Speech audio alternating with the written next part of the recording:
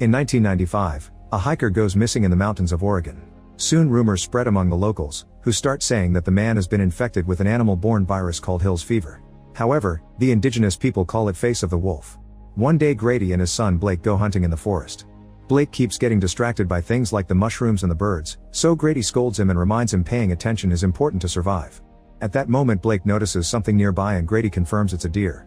As he turns around Grady gets ready to shoot it, but the deer runs away. When Grady turns again, he can't find his son. Meanwhile Blake has found a good spot to wait for the deer, but instead he sees a mysterious creature that just disappears after a few seconds. When Blake tries finding it again, he hears some growling. Terrified, Blake begins walking backward as he hears the growling getting louder. Suddenly Blake is startled by a figure, but it's Grady scolding him for not following orders. More rustling can be heard among the trees and Grady senses danger, so he and Blake rush to hide in the hunting blind. Grady gets his gun ready to shoot because a mysterious creature is climbing up the ladder to reach them. It tries to break down the door and fails, so it moves around the blind to try to get them from the back. At that moment an animal appears nearby, so the creature jumps down to attack it. When Grady takes a peek, he discovers a mauled deer on the ground. He also notices the creature nearby and tries shooting it, but it immediately runs away and its howling can be heard in the forest. Blake asks what that was and Grady calls it a bear.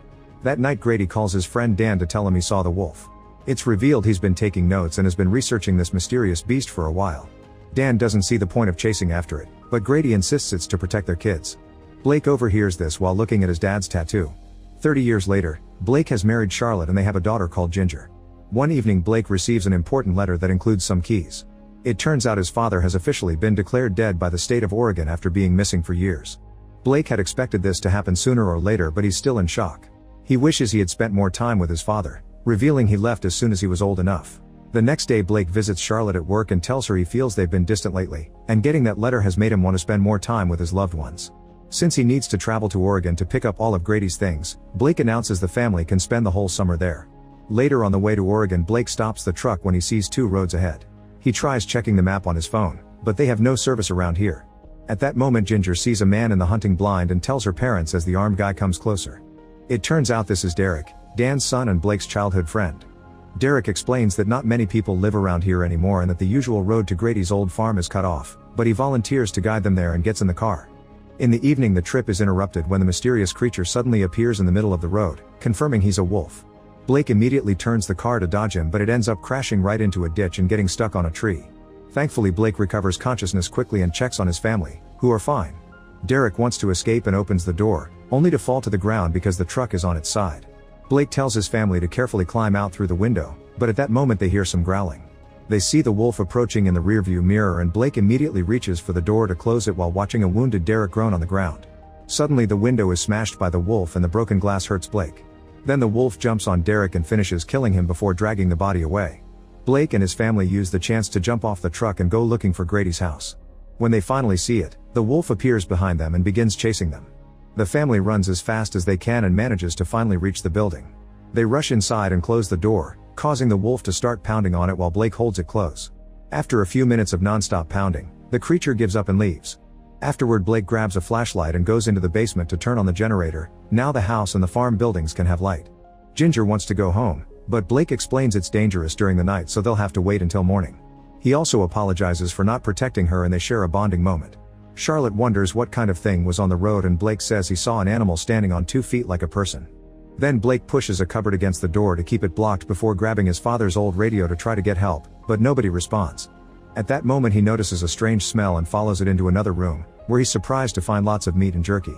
He gives it a try only for his jaw to start hurting, so he assumes he hit his face on the wheel during the crash.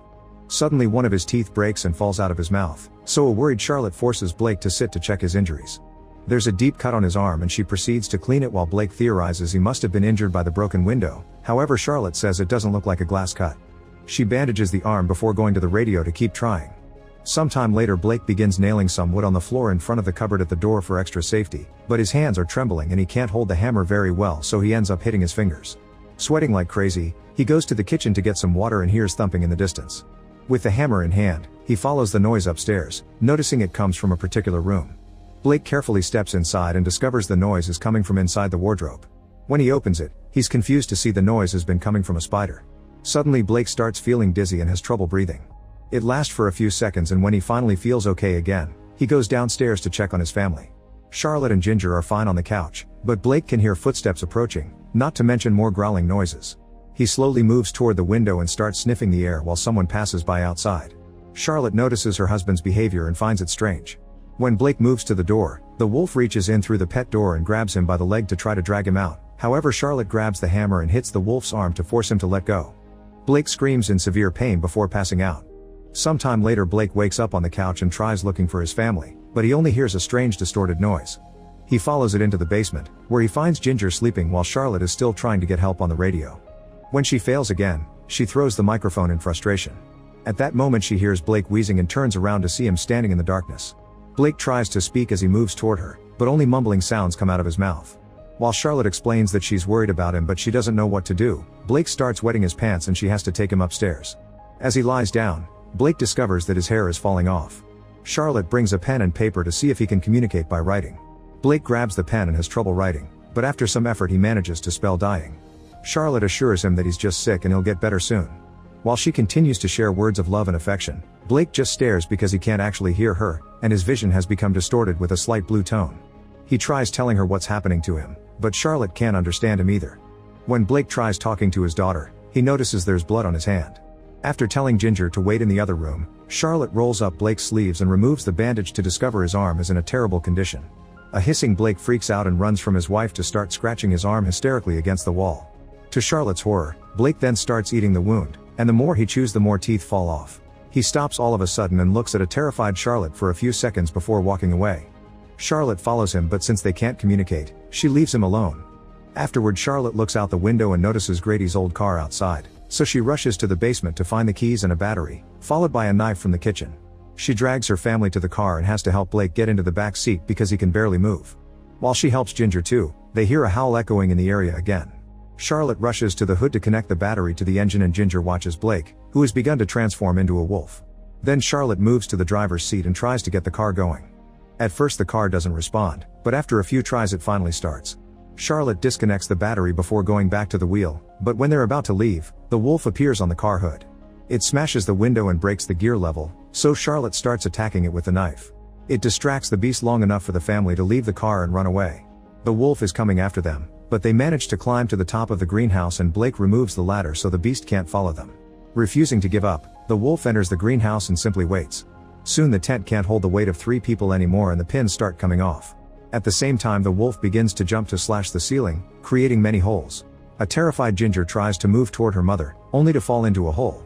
Her parents grab her just in time and manage to pull her out right before the wolf can hurt her. Blake uses some growling and points at the house to tell his family to go back, then he jumps off the greenhouse and starts running into the forest. Since the wolf goes after him, Charlotte and Ginger rush back inside. Hearing all the growling and the howling, Ginger yells at her mother for abandoning her father and Charlotte has to explain Blake was trying to protect her. At that moment they hear growling outside, so Charlotte looks out the window to confirm it's Blake before opening the door. He comes inside and lies down on the living room floor as his body continues to transform into something monstrous. Ginger comes closer and at first she's startled by his snarling, but she tries again and gently touches his forehead. She tells him she loves him, however Blake can't understand her. His vision has become even more blue and distorted. Suddenly Blake bends over and starts throwing up lots of blood while his nails fall from his fingers. Ginger screams in horror and Charlotte drags her away while Blake is shocked to find a human finger in his puke. Then he snarls and jumps over the table to reach his family, growling at Charlotte who refuses to flinch. Looking at his wife right in the eye allows Blake to calm down and he tries to leave the house, but as soon as he opens the door he's tackled down by the wolf. As they struggle on the ground, the beast bites Blake and starts beating him up. After a few hits, the wolf begins throwing Blake against the walls and furniture. Charlotte runs in to stab the creature in the back with a knife, causing him to start chasing after her and Ginger.